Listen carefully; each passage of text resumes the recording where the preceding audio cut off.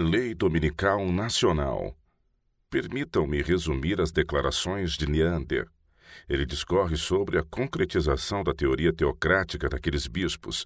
Ressalta também como se tornaram dependentes de Constantino devido às suas disputas e por sua determinação de usar o poder do Estado para o avançamento de seus propósitos.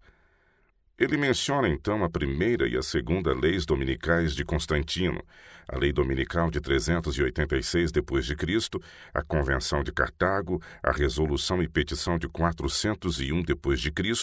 e a lei de 425 d.C. em resposta a essa petição. E em seguida, e sem qualquer interrupção, e em referência direta àquelas leis dominicais, ele afirma: desse modo, a Igreja recebeu a ajuda do Estado para a execução dos seus objetivos. Ela iniciou essa jornada com a determinação de alcançar seus fins, e foi o que aconteceu. E foi desse modo que ela conseguiu. E após ter garantido o controle do poder do Estado, ela o usou para atender a seus próprios objetivos e por meio de métodos despóticos próprios, conforme anunciado na teoria inquisitorial de Agostinho.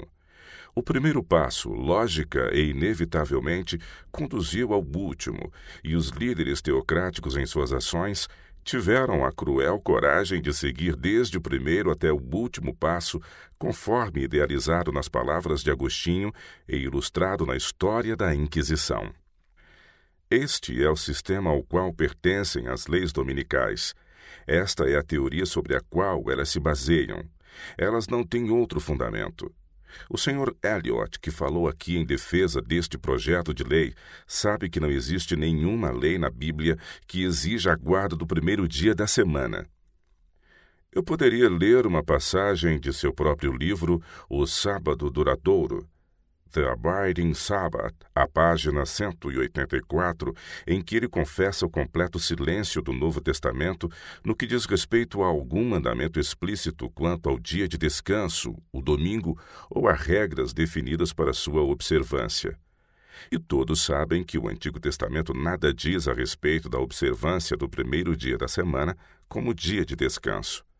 Todos sabem também que o Antigo Testamento não faz nenhuma menção sobre guardar o primeiro dia da semana como o dia da ressurreição do Salvador ou por qualquer outra razão. O Dr. Johnson e outros aqui nesta manhã afirmaram que o primeiro dia da semana foi escolhido porque era um memorial da ressurreição do Salvador. É o Novo Testamento que fala sobre a ressurreição do Salvador. Não há qualquer dúvida disso. O Dr. Eliot confessa, e a Sociedade Americana de Tratados tem publicações a respeito, que existe um completo silêncio do Novo Testamento a respeito do assunto. Então, que direito têm eles de tornar a guarda do domingo uma lei e obrigar as pessoas, mediante lei civil, a guardá-lo como o dia do Senhor, para o qual não existe nenhuma autoridade escriturística? Permitam-me ler uma passagem de outro livro, impresso pela União Americana das Escolas Dominicais. À página 186, sob a seção O Dia do Senhor, o Sr. A. E. Wavell diz o seguinte: até o tempo da morte de Cristo, nenhuma mudança havia sido efetuada quanto ao dia. A autoridade precisa ser buscada nas palavras ou no exemplo dos apóstolos inspirados. Então, logo na página seguinte, ele continua: até onde os registros mostram, eles, os apóstolos, não deram, no entanto, nenhum mandamento explícito ordenando o abandono do sétimo dia como dia de descanso e sua observância no primeiro dia da semana. O Dr. Sheff, na enciclopédia Sheff-Herzog, observa: não existem regras para sua observância no Novo Testamento, nem mesmo qualquer ordenança para que seja observado. Artigo sobre o domingo. Se esses eruditos confessam que Cristo não deu nenhuma lei para a guarda do domingo, por que querem obrigar as pessoas a observá-lo?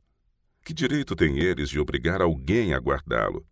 Não reconheço o direito deles de obrigar a mim ou a quem quer que seja a fazer o que Cristo nunca ordenou pessoa alguma a fazer. Senador Blair: você admite que havia um sábado ou dia de descanso antes de Cristo vir? Sr. Jones: certamente. Senador Blair: e ele disse que não veio destruir, mas cumprir, certo? Senhor Jones. Concordo. Senador Blair. Há algo no Novo Testamento que anulou o dia de descanso que já existia? Senhor Jones. Não, senhor. Senador Blair. Então, por que ele não continuou a existir? Senhor Jones. Ele certamente existe e nós guardamos o mandamento que diz respeito ao sábado. Senador Blair. Então você diz que existe um sábado legalmente reconhecido e que ele foi reafirmado por Cristo? Senhor Jones. Certamente. Senador Blair. A única coisa que percebo com base em suas afirmações é que Cristo reconheceu uma lei vigente e que ela continua no tempo atual. Você diz que é um dia e eles dizem que é outro.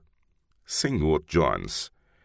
Mas eles estão lutando por uma lei para obrigar a observância do primeiro dia da semana como o dia do Senhor, quando ao mesmo tempo confessam que o Senhor nunca deu qualquer mandamento sobre esse dia. O mandamento que Deus ordenou diz que o 7º dia é o sábado. Senador Blair. Ele ainda é o dia de repouso cristão? Senhor Jones. Seguramente, e nós o guardamos. Contudo, não reconhecemos que o governo civil tenha o direito de obrigar qualquer ser humano a guardá-lo ou não. Senador Blair. O governo civil dos judeus obrigava sua observância? Senhor Jones. Eles viviam numa teocracia. Senador Blair.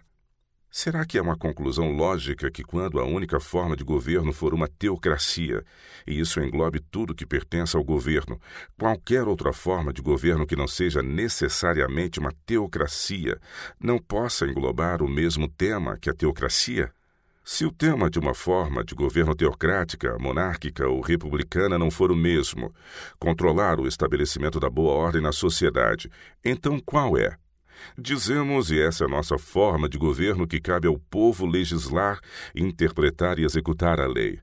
Na antiga forma de teocracia, Deus fazia a lei, a interpretava e a executava através de suas instrumentalidades.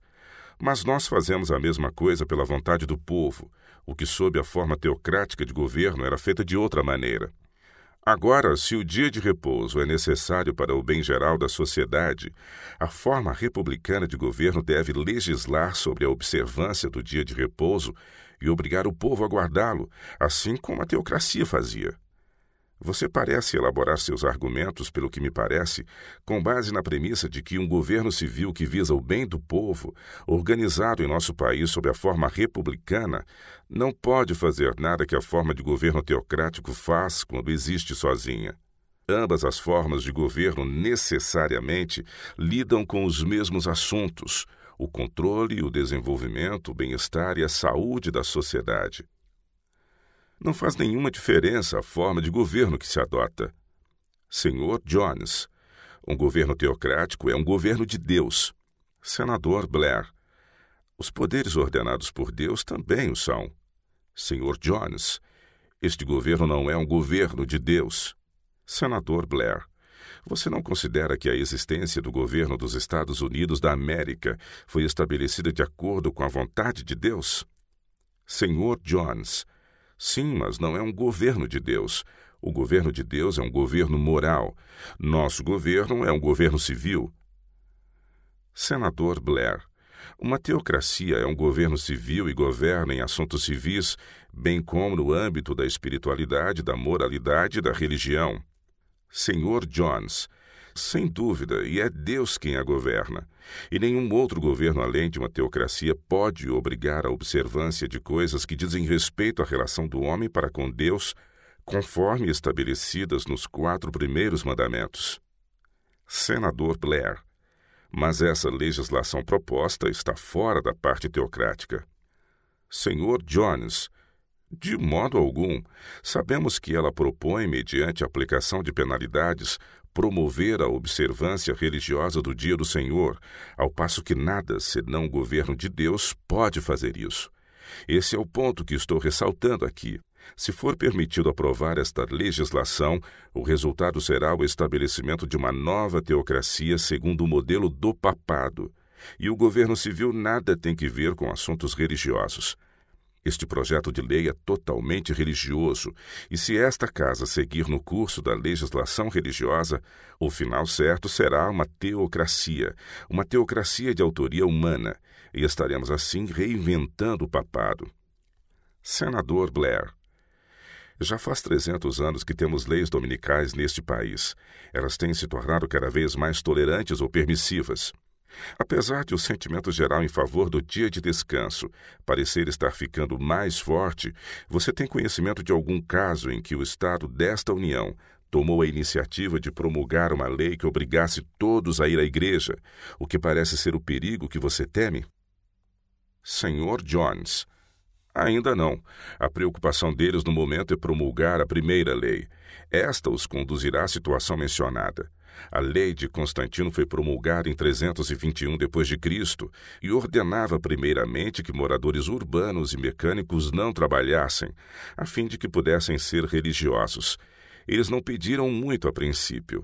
Como foi dito numa reunião ministerial em San Diego, Califórnia, há cerca de 2 meses, nesse assunto não se deve pedir muito a princípio.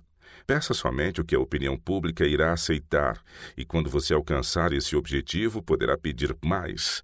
E como foi dito sobre esse projeto de lei pelo Dr. Crafts neste Capitólio, vamos tomar 1/4 de pão, meio pão ou um pão inteiro.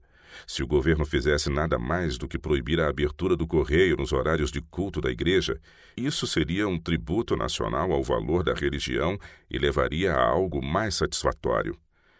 E, ao comentar sobre o que seria mais satisfatório, ele afirmou: a lei permite ao agente de correio local, se ele quiser, e alguns deles de fato querem, abrir os malotes na mesma hora do culto da igreja, fazendo com que haja uma competição entre o correio e as igrejas. Em outro momento do mesmo discurso, o Sr. Crafts se referiu à lei proposta como uma forma de proteger os cultos da igreja contra a competição dos correios. Ao explicar como isso poderia ser feito, ele disse: uma lei proibindo a abertura entre as 10 e o meio-dia resolveria o problema. Isso seria melhor do que nada, mas nós queremos mais. Ele acrescentou: uma lei proibindo que qualquer manuseio de correspondência no domingo que pudesse interferir na frequência à igreja por parte dos empregados seria melhor do que nada, mas queremos mais do que isso. O Sr. Crafts continua: uma opção local de decidir se um correio local deverá abrir aos domingos ou não deve ser acolhida como melhor do que nada. Mas desejamos mais do que isso. Que mais ainda? Ele continua: uma lei proibindo todos os trabalhos de entrega de correspondência no domingo seria melhor do que nada, mas queremos mais do que isso. E quando eles vão se sentir satisfeitos? Essa situação corresponde exatamente ao que ocorreu quando o imperador Constantino proibiu os juízes, cidadãos da cidade e mecânicos de trabalhar no domingo. Isso representou uma homenagem imperial ao valor da religião e conduziu a algo mais satisfatório para os líderes da igreja. Senador Blair: você já ouviu falar de alguma proposta feita em algum corpo legislativo, obrigando alguém a frequentar a igreja aos domingos? Sr. Jones: as propostas feitas têm exatamente esse objetivo, ou seja, paralisar os trens no domingo, os jornais de domingo, em resumo, suspender qualquer trabalho no domingo de maneira que as pessoas possam ir à igreja. Senador Blair: mas essas pessoas vêm aqui e dizem não ter mais propósitos, e elas vêm tomando essas medidas nos estados há 100 anos e durante o período colonial anterior a esse tempo. Você já ouviu no continente americano, dos limites do território que compõe agora os Estados Unidos da América, uma proposta ou uma sugestão de um corpo legislativo de obrigar alguém a ir à igreja? Sr. Jones: não em casas legislativas, mas em instituições eclesiásticas. Senador Blair: instituições eclesiásticas não fazem as leis. O Congresso não é uma instituição eclesiástica. Sr. Jones: mas é uma instituição eclesiástica que está buscando garantir a imposição desta lei, como ocorreu na teocracia da Nova Inglaterra, onde a ausência ao ministério da palavra era punida com multa. Nessa época, quando as pessoas eram obrigadas, sob penalidade, a ir à igreja e ouvir a pregação, esta era de tal natureza que, no dizer de uma das vítimas, era como carne para ser digerida, mas apenas pelo coração ou o estômago de um avestruz. Situações assim não ficaram restritas aos tempos coloniais ou à Nova Inglaterra. Depois de as colônias se tornarem estados, a Carolina do Norte promulgou uma lei dominical ainda em vigor, pelo que me consta.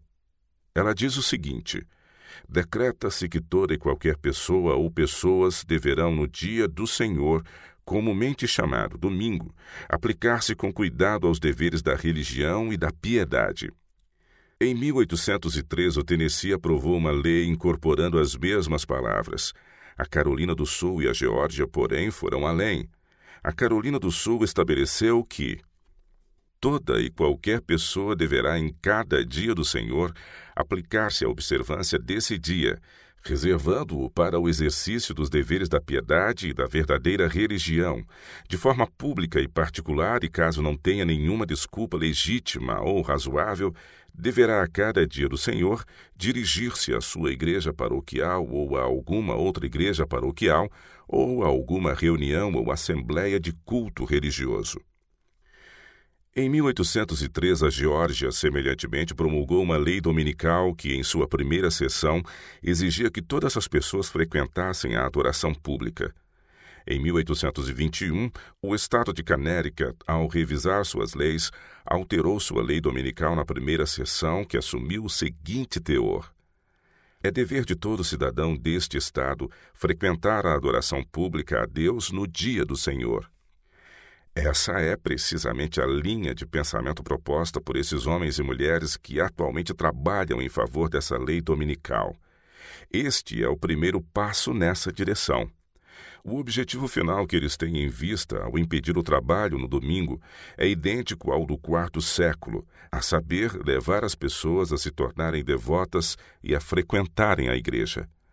O cerne da intenção desses homens em assegurar a lei é de fundo religioso. Vou me referir agora a algumas declarações feitas pelos próprios homens que estiveram aqui nesta manhã em defesa deste projeto de lei dominical. O Dr. W. W. Everett, de Chicago, numa convenção sobre a lei dominical em Illinois no dia 8 de novembro de 1887, declarou que o domingo devia ser o teste de toda a religião. Com base em suas próprias palavras, o que mais pode ser a imposição do domingo, senão a imposição de um teste religioso? O Dr. Crafts, figura proeminente nessa causa, discursou aos cavaleiros do trabalho de Indianápolis. Como já mencionei anteriormente, repetiu essas palavras aqui nesta cidade ontem à noite. Se você tirar a religião do dia, você elimina o descanso dele. Essa declaração foi feita em resposta a uma pergunta que indagava se um dia de repouso não poderia ser garantido aos trabalhadores sem qualquer ligação com a religião. Utilizando a afirmação do Dr. Crafts, portanto, a condição para que o domingo seja um dia de descanso a qualquer pessoa reside completamente no fato de a religião fazer parte dele, pois se você tirar a religião, você elimina o descanso. Eles, juntamente com os outros, reivindicam uma lei que obrigue as pessoas a desfrutar do descanso. Considerando que a religião é intrínseca ao descanso e que o descanso depende completamente do fato de a religião ser parte integrante dele, é inevitável que o esforço desses homens em defender uma lei que obrigue todos a descansar no domingo seja um esforço para estabelecer, mediante a lei, uma observância religiosa. Além disso, nas palestras do Boston Monday de 1887, Joseph Cook disse: a experiência de séculos nos mostra que em vão será o esforço de preservar o domingo como dia de descanso, a menos que ele seja preservado como dia de adoração. E mais, o Dr. Everett disse na convenção de Elgin: a classe trabalhadora tende a levantar-se tarde na manhã de domingo, ler os jornais de domingo e fazer com que a hora de culto passe despercebida. E 3 semanas atrás, em Chicago, o Dr. Herrick Johnson comentou sobre os temas que abarrotam os jornais de domingo: crimes, escândalos, fofocas, notícias e assuntos políticos, e exclamou: Que miscelânea!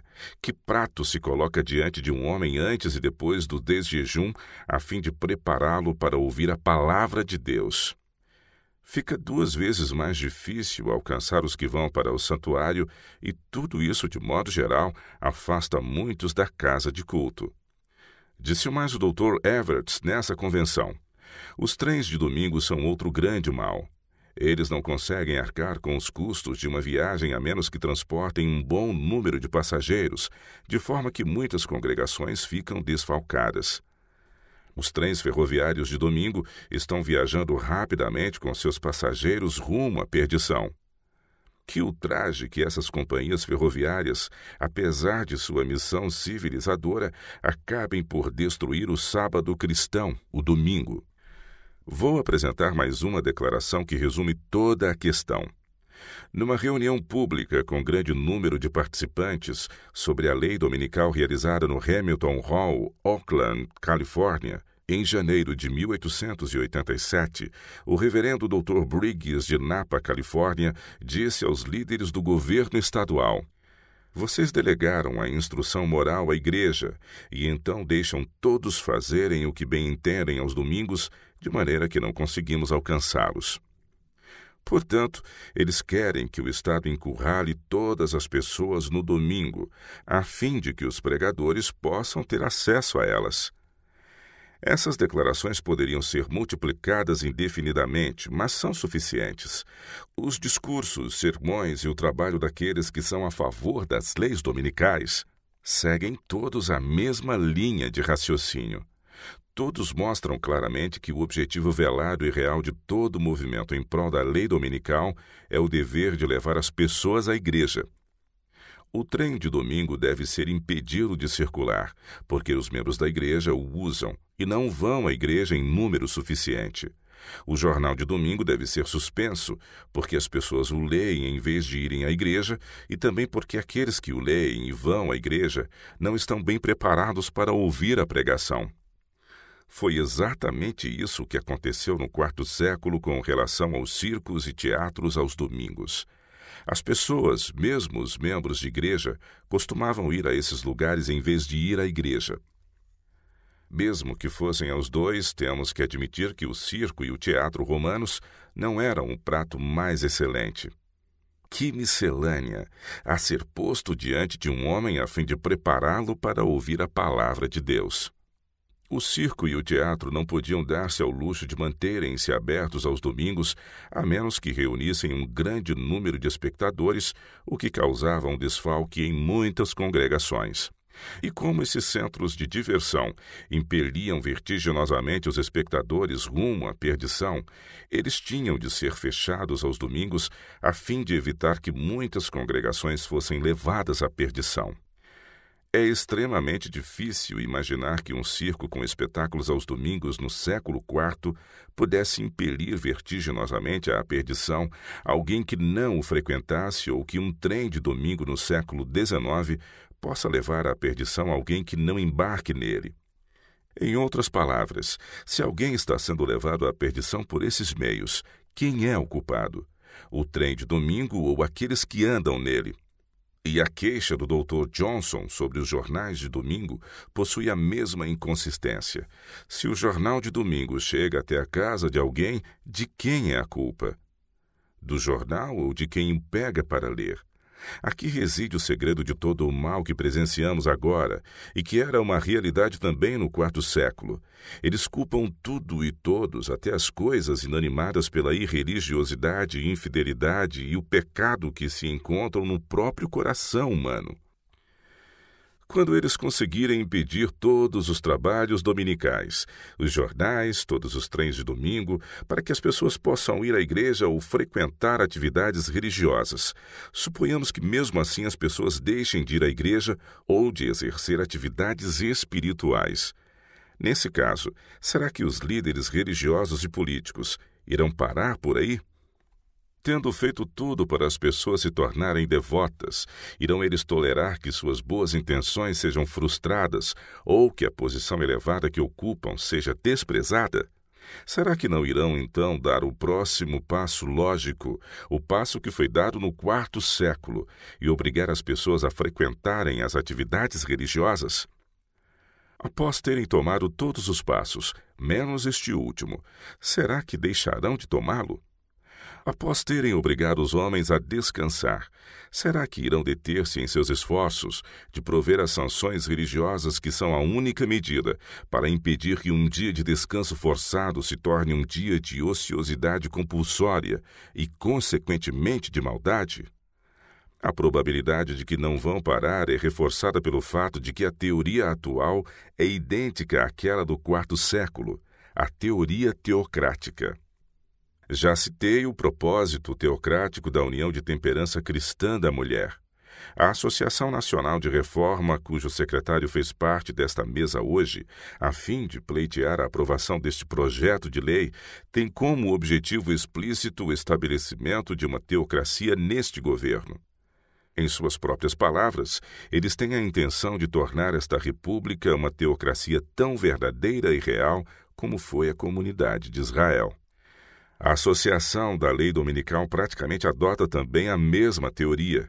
Na Convenção da Lei Dominical de Eldin, o Dr. Mendelville de Chicago disse: os comerciantes de Tiro insistiam em vender mercadorias perto do templo no sábado, e Neemias ordenou que os oficiais da lei cumprissem seu dever para interromper aquele comércio.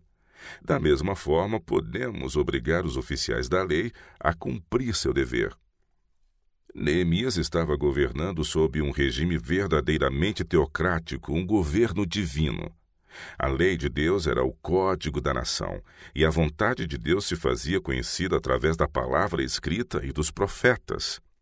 Portanto, se o argumento do Dr. Mendelville tiver de fato alguma força, é tão somente em face da reivindicação do estabelecimento de uma teocracia. O ponto de vista do Dr. Crafts está em perfeito acordo com essa ideia, e ele é o secretário-geral de campo da União Nacional da Lei Dominical. Ele afirma, como expresso em suas próprias palavras, que os pregadores são os sucessores dos profetas. Christian Statesman, 5 de julho de 1888. Juntemos agora as coisas. O governo de Israel era uma teocracia. A vontade de Deus era transmitida aos governantes por meio dos profetas. O governante obrigava os oficiais da lei a impedir que os infiéis vendessem suas mercadorias no sábado. Nessa linha de raciocínio, nossa nação deveria se tornar então uma teocracia, pois os pregadores são sucessores dos profetas, e cabe a eles compelir os oficiais da lei a impedir todo tipo de venda de mercadorias e todo tipo de trabalho no domingo.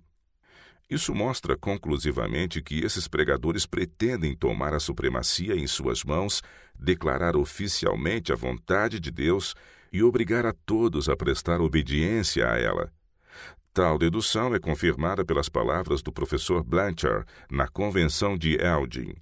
Neste trabalho que estamos empreendendo em prol do sábado cristão, o domingo, somos os representantes de Deus. E o principal desses representantes de Deus será simplesmente um novo Papa, porque quando os pregadores controlam o poder civil como representantes de Deus, um Papa é inevitável. Essas citações provam a título de demonstração que toda a teoria em que esse movimento político religioso se baseia é idêntica àquela do quarto século, a qual estabeleceu o papado. Elas mostram também que os meios utilizados, as leis dominicais, para obter o controle do poder civil e assim tornar efetiva essa maléfica teoria, são idênticos aos que foram empregados no quarto século, visando ao mesmo fim. A próxima questão é: será que eles tornarão efetiva essa teoria como ocorreu no quarto século e daí em diante? Em outras palavras, quando eles tiverem o poder de oprimir, irão usá-lo? Uma resposta suficiente para essa indagação nos pareceria provir desta simples pergunta: se eles não pretendem usar o poder, então por que estão fazendo tamanho esforço para consegui-lo? Se o Congresso permitir que tenham o poder, certamente irão usá-lo. A natureza humana hoje é a mesma do século IV. A política hoje é a mesma que a do passado. Os fanáticos religiosos também transcendem os séculos. O fanatismo nada conhece sobre progresso e iluminismo. Sempre será o mesmo. E quando assumirem o controle do poder civil, os resultados cruéis serão também sempre os mesmos. Quão convincente é, portanto, que o cardeal Gibbons apoie o projeto de lei dominical nacional. É muito natural, de fato, que ele alegremente acrescente seu nome ao número de peticionários em apoio a este movimento que procura garantir uma legislação em prol dos interesses da Igreja. Ele sabe exatamente como seus irmãos no quarto século trabalharam com o mesmo tipo de estratégia. Sabe qual foi o resultado do movimento cristão e está plenamente consciente de qual será o resultado desse movimento agora. Sabe que a teoria subjacente a esse movimento é idêntica àquela do passado. Sabe que os métodos de trabalho de hoje são os mesmos que foram utilizados então. Sabe que os meios empregados agora para assegurar o controle do poder civil são idênticos aos empregados no passado. Sabe que o resultado deverá ser idêntico. Sabe que quando a religião for estabelecida como um elemento essencial da legislação neste governo, a experiência de 15 significativos séculos e a habilidade e a diligência paciente de 50 gerações de estadistas não serão perdidas no esforço de aqui e agora tornar supremo sobre tudo o poder papal, como foi feito lá e então. E ao levarem a efeito as instruções do Papa Leão XIII de que todos os católicos devem fazer tudo ao seu alcance para que as constituições dos estados e suas legislações sejam modeladas de acordo com os princípios da Igreja verdadeira, o cardeal certamente está feliz com a oportunidade de adicionar seu nome àqueles mais de 6 milhões de protestantes que estão determinados a cumprir a mesma tarefa. Para os protestantes que estão tão ansiosos para fazer da religião um assunto de legislação, o empreendimento parece agora muito desejável e parece também muito atrativo garantir a aliança do papado. Mas quando essa façanha tiver sido cumprida e eles se verem em meio ao turbilhão contínuo de luta política e disputa com o papado, não só pela supremacia, mas pela própria existência, então não o verão como tão desejável quanto lhes parece agora, cegados como estão pelo ardente desejo por poder ilegítimo. E quando se virem obrigados a pagar mais do que tinham negociado, a culpa será totalmente deles, pois ao fazerem da religião assunto de legislação, com isso confessam que estão legitimamente se sujeitando à regra da maioria. Então, se a Igreja Romana assegurar a maioria e obrigar os protestantes a seguir as formas e ordenanças católicas, os protestantes não terão direito de se queixar.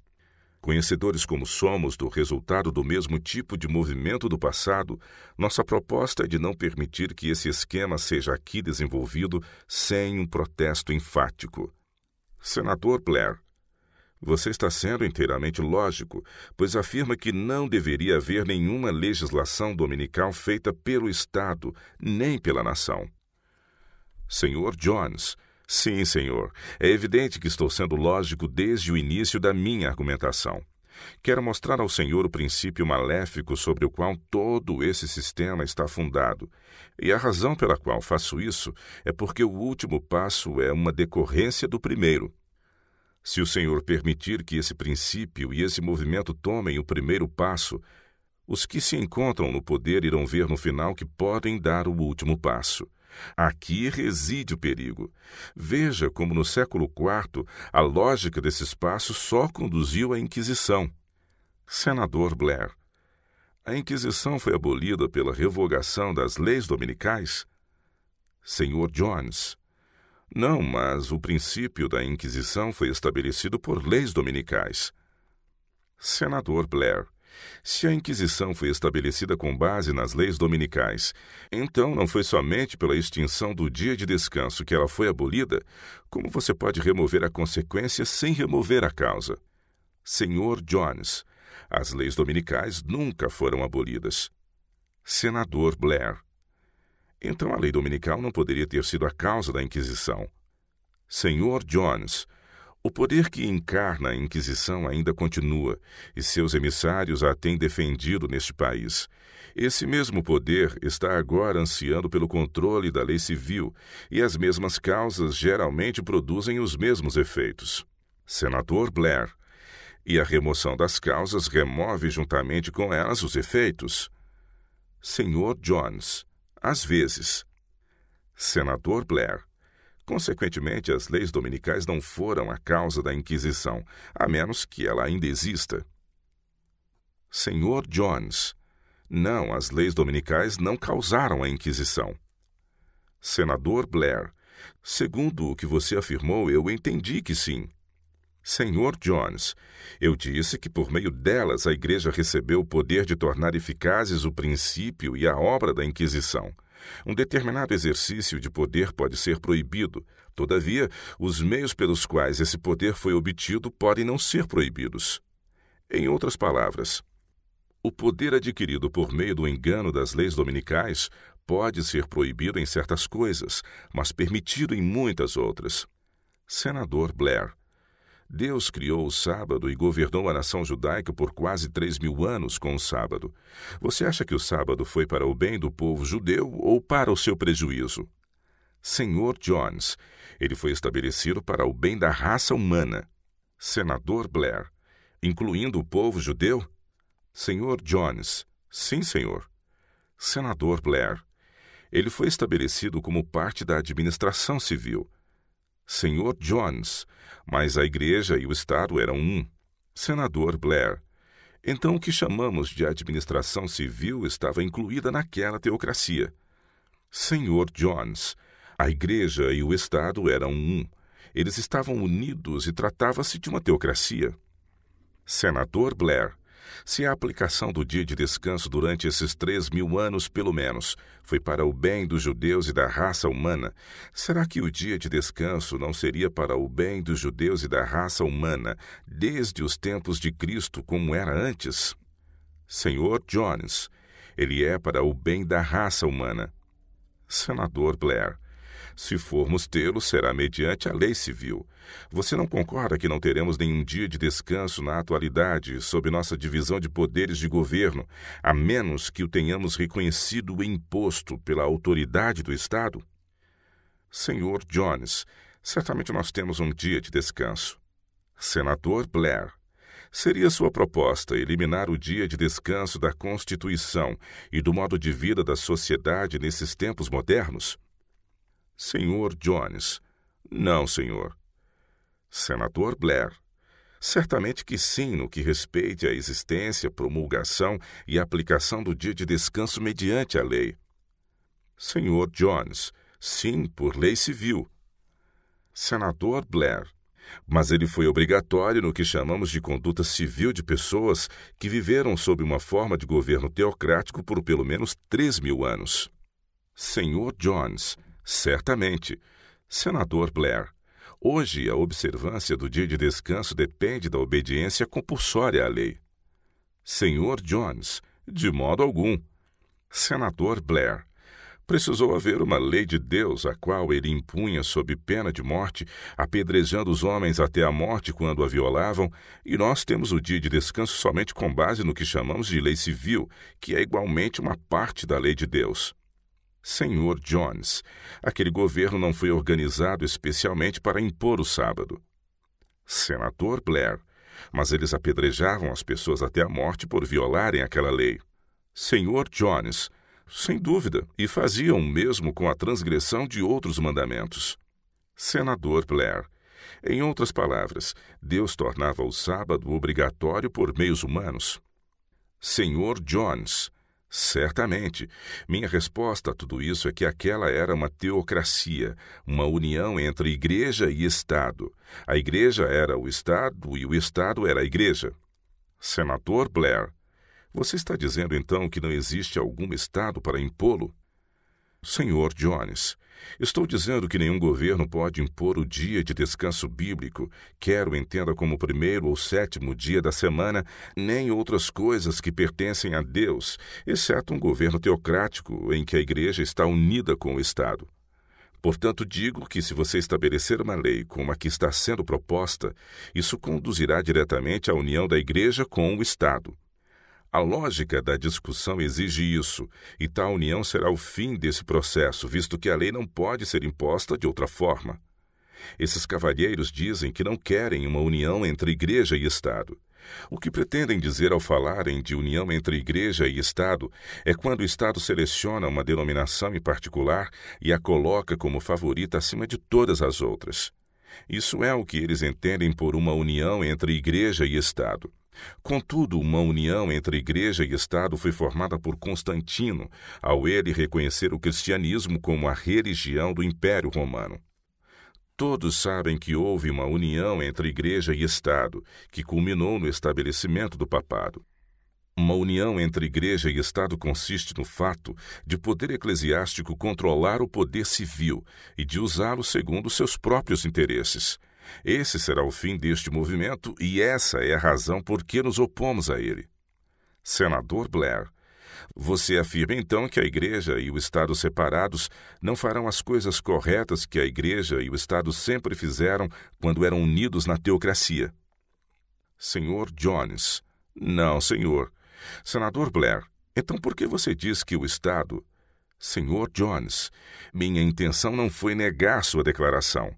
Penso que da maneira como o senhor formulou a frase, minha resposta é sim, porque certamente creio que a Igreja e o Estado separados farão as coisas adequadas que foram feitas quando estavam unidos na teocracia. Senador Blair, se nessa distribuição de poderes governamentais entre a Igreja e o Estado, você exclui dos poderes reservados à Igreja o de estabelecer, impor ou regulamentar prescrições para o dia de descanso bíblico, por que você não transfere necessariamente o dia de descanso, já que ele é algo bom para o controle do Estado? Senhor Jones, porque se a Igreja não o reconhecer e nem o preservar, o Estado não poderá obrigar as pessoas a fazê-lo. O Estado que tenta fazer isso está fadado ao fracasso. Senador Blair, então você necessariamente assume a posição de que Deus errou ao impor o sábado durante aqueles 3.000 anos, quando seu governo era tanto Igreja como Estado. Senhor Jones, não, senhor. Se Deus passasse a governar e declarasse a si mesmo governador, como o fez no tempo do povo de Israel, ele poderia impor a lei como fez naquela época. Mas antes que Deus faça isso, negamos o direito de todas as igrejas ou de quem quer que seja de fazer isso. Senador Blair, mesmo que seja para o bem da sociedade? Senhor Jones, o que eles dizem que é para o bem da sociedade, na verdade é para a ruína da sociedade. Senador Blair, você entende que é a Igreja ou o Estado que está propondo esta lei? Senhor Jones, é o Estado que está propondo, exatamente como Constantino fez para satisfazer as igrejas. Senador Blair, ela pode ou não satisfazer as igrejas. Elas dão suas razões aqui, que podem estar certas ou erradas quanto ao estabelecimento do dia de descanso, visando a legislação do domingo em todos os estados. O Estado e o povo como um todo é que fazem a lei. Você diz que o povo como um todo não fará uma lei boa só porque as igrejas pedem por ela. Senhor Jones, o que digo é que o povo como um todo não deve fazer uma lei ruim, mesmo que as igrejas a exijam com veemência, pois qualquer lei civil referente às coisas de Deus é uma lei ruim. Senador Blair, então o que Deus fez por 3.000 anos para o bem dos judeus e da raça humana foi errado? Senhor Jones, não, senhor, aquilo foi certo. Senador Blair, então por que não continuar com o mesmo procedimento? Senhor Jones, porque ele não continuou com esse tipo de governo. Senador Blair, nós não fizemos nada no sentido de separar os poderes do governo entre os que pertencem à Igreja e os que pertencem ao Estado. O que afirmamos é que esses departamentos não devem interferir um com o outro. Senhor Jones, certamente. Senador Blair, aqui e em outros estados estamos tentando executar os papéis civis. Temos assumido a jurisdição de uma parte daquilo sobre o qual Deus tem total jurisdição, como é o caso de seu controle sobre a Igreja e o Estado no que diz respeito às relações civis entre os homens. Toda a sociedade faz isso. Colocamos a soberania nas mãos de todos, com exceção das mulheres, apesar de alguns dentre nós estarem lutando para desconceder esse direito. Temos o mesmo objetivo em comum, o bem da sociedade sob nosso controle, que sob a teocracia era exercido de forma unida tanto pela Igreja quanto pelo Estado. Se você não permitir que o Estado continue a fazer o que era essencial para a sociedade naquela época e também hoje, você está dando um golpe sobre um dos grandes objetivos para os quais o governo existe. Senhor Jones, de forma alguma, pois Deus não continuou com esse tipo de governo.